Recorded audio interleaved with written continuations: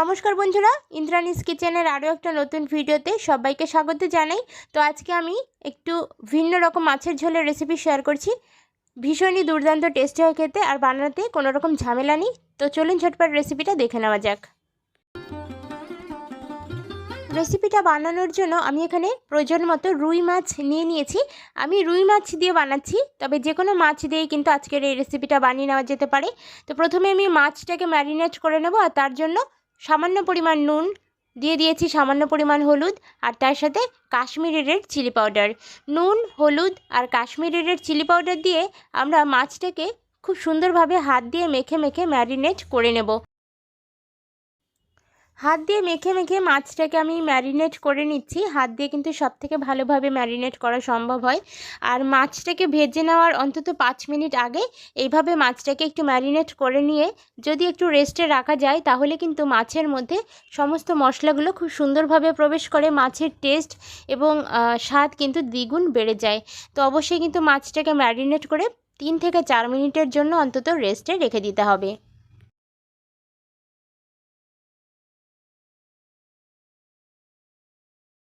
ওভেনে আগে থেকে আমি একটা কড়াই খুব ভালোভাবে গরম করে নিয়েছিলাম, আর কড়াইটা গরম হয়ে যাওয়ার পর তাতে সরষের তেল অ্যাড করে দিচ্ছি। আমি আজকে রান্নাটা করছি সরষের তেলে, তবে আপনারা যে কোনো তেল দিয়ে কিন্তু রান্নাটা করে নিতে পারেন। তেলটা খুব সুন্দরভাবে গরম করে নিতে হবে, আর মাছ কিন্তু একটু বেশি তেলে ভাজলে মাছের টেস্ট কিন্তু খুব সুন্দর আসে। তো অবশ্যই একটু তেলের পরিমাণটা বেশি দিয়ে মাছটাকে ভাজার চেষ্টা করতে হবে। তেলটা খুব ভালোভাবে গরম হয়ে গিয়েছে বন্ধুরা। এই পর্যায়ে এসে আমি এখানে মাছগুলোকে অ্যাড করে দিচ্ছি।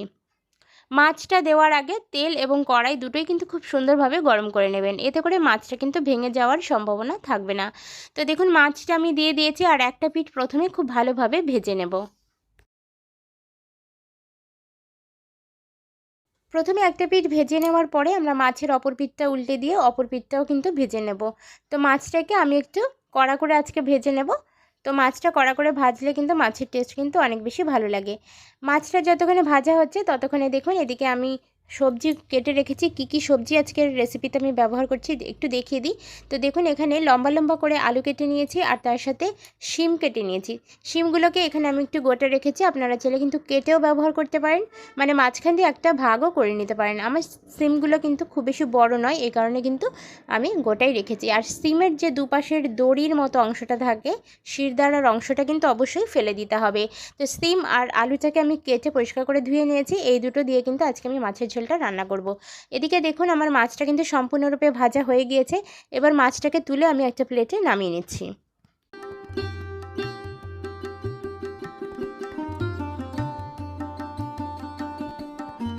মাছটা নামিয়ে নেওয়ার পরে আমি কড়াইটা একটু ভালো করে ধুয়ে নিয়েছি। আবারও ধুয়ে নেওয়ার পরে ওভেনে বসিয়ে গরম করে নিয়েছি, এবং তারপরে সর্ষের তেল অ্যাড করে দিচ্ছি। এখানে আবারও আমি 1 টেবিলস্পুন পরিমাণ সর্ষের তেল দিয়ে দিয়েছি। তেলটা খুব ভালো করে গরম করে নেব। তেলটা খুব সুন্দরভাবে গরম হয়ে গিয়েছে। তো এই পর্যায়ে এসে এর মধ্যে আমি কালো জিরে অ্যাড করে দিচ্ছি।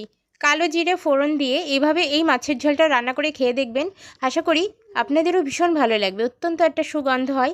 আর কালো জিরের মধ্যে আমি এভাবে কেটে রাখা আলুগুলোকে অ্যাড করে দেব। এখানে প্রথমে আলুগুলোকে দিয়ে দিলাম, আর তারপরে সাথে সাথে আমি কেটে রাখা শিমগুলোকেও অ্যাড করে দিচ্ছি।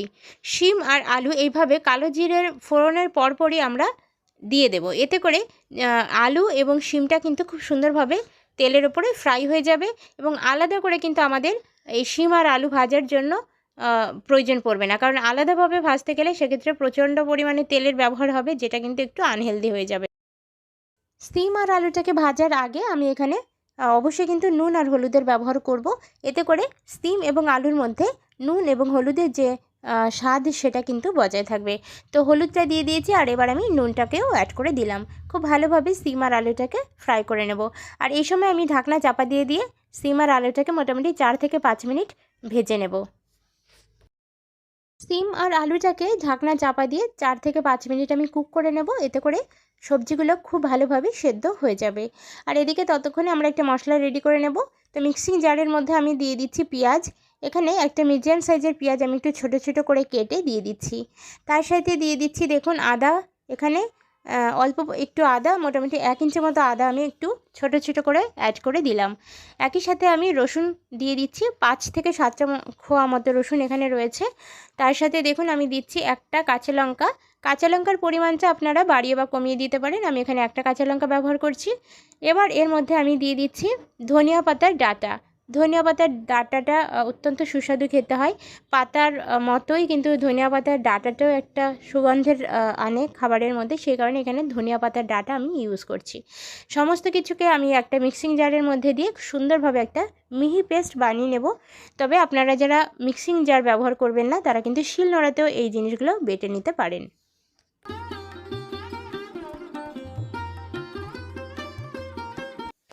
5 মিনিট হয়ে গিয়েছে বন্ধুরা, আর এই পর্যায়ে দেখুন শিম এবং আলুটা কিন্তু ভালোভাবে ফ্রাই হয়ে গিয়েছে। শিম এবং আলুর কাঁচা গন্ধটা কিন্তু সম্পূর্ণরূপে চলে গিয়েছে এবং বেশ অনেকটা পরিমাণ সেদ্ধও হয়ে গিয়েছে, 60 to 70% মতো সেদ্ধও হয়ে গিয়েছে। তো এই পর্যায়ে এসে এখানে আমি বেটে রাখা মশলাটাকে অ্যাড করে দিচ্ছি।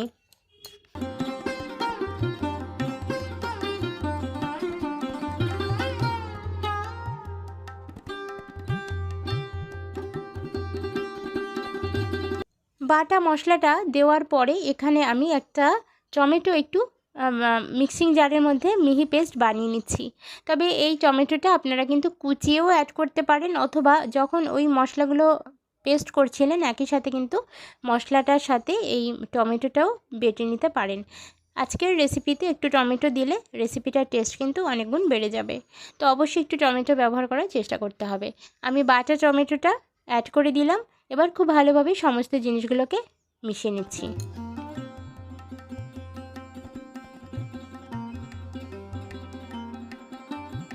এই পর্যায়ে এসে এর মধ্যে আমি কিছু গুঁড়ো মশলা ব্যবহার করছি। তো প্রথমে দিয়ে দিচ্ছি হলুদের গুঁড়ো, 1/4 টেবিল স্পুন পরিমাণ হলুদের গুঁড়ো ব্যবহার করছি। আজকের গুঁড়ো মশলাগুলো কিন্তু খুবই কম দিতে হবে। দিয়ে দিচ্ছি জিরের গুঁড়ো 1/4 টেবিল স্পুন পরিমাণ, একই সাথে ধনিয়া গুঁড়ো 1/4 টেবিল স্পুন পরিমাণ, এবং খুব সুন্দর একটা কালার আনার জন্য কাশ্মীরি রেড চিলি পাউডার এখানে দিয়ে দিচ্ছি।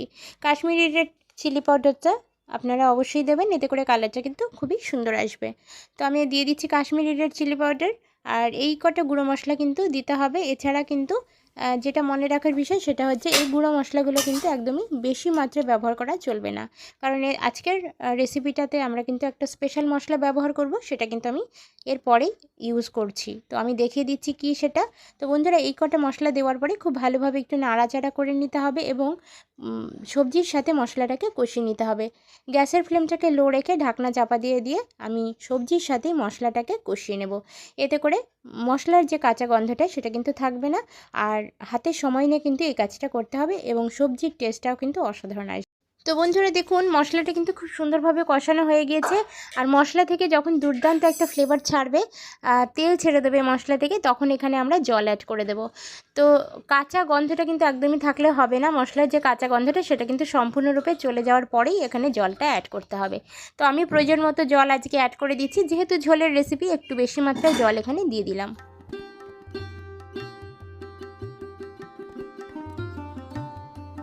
তো বন্ধুরা দেখুন, ঝোলটা কিন্তু ফুটে উঠেছে, আর এই ঝোলটা ফুটে ওঠা পর্যন্ত একটু অপেক্ষা করতে হবে। ঝোলটা যখন ফুটে উঠবে তারপরে আমরা এখানে মাছগুলোকে অ্যাড করে দেব। তো এবার আমি মাছগুলোকে এই পর্যায়ে এসে একটা একটা করে অ্যাড করে দেব।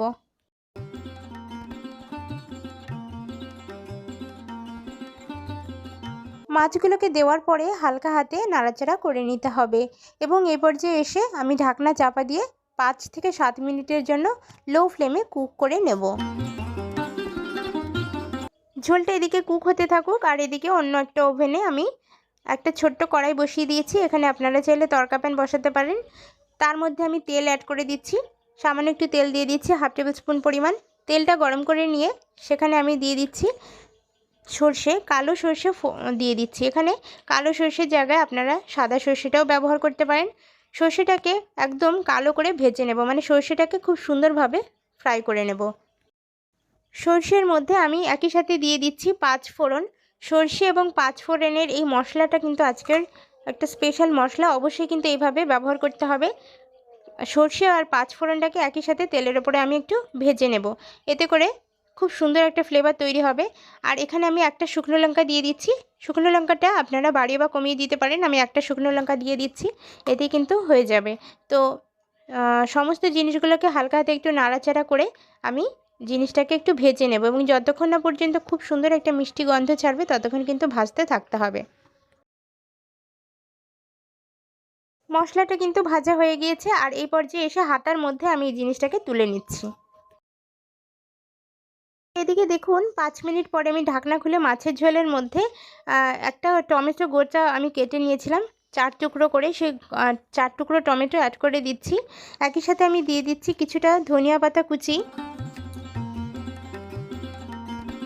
টমেটো এবং ধনিয়া পাতাটি দেওয়ার পরপরই আমি এর মধ্যে কড়াইতে যে সরষে এবং পাঁচফোড়নের মশলাটা রেডি করে নিয়েছি সেটা কিন্তু দিয়ে দেব।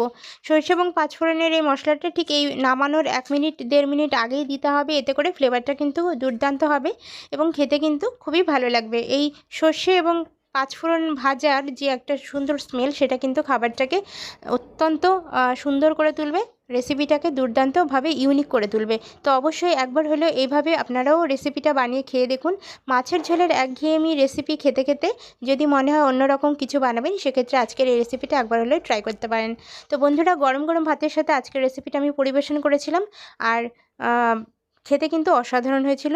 তো আজকের রেসিপিটা আপনাদের কেমন লাগলো সেটা কিন্তু কমেন্ট সেকশনে অবশ্যই আমাকে জানাতে ভুলবেন না। ভালো লাগলে একটা লাইক করার অনুরোধ রইল, আর এরকমই নতুন নতুন রেসিপি দেখার জন্য আমার চ্যানেলটাকে সাবস্ক্রাইব করে বেল আইকন এবং নোটিফিকেশানটা অন করে রাখার অনুরোধ রইল। দেখা হচ্ছে পরবর্তী ভিডিওর সাথে, ততক্ষণের জন্য সকলে খুব ভালো থাকুন, সুস্থ থাকুন। ধন্যবাদ।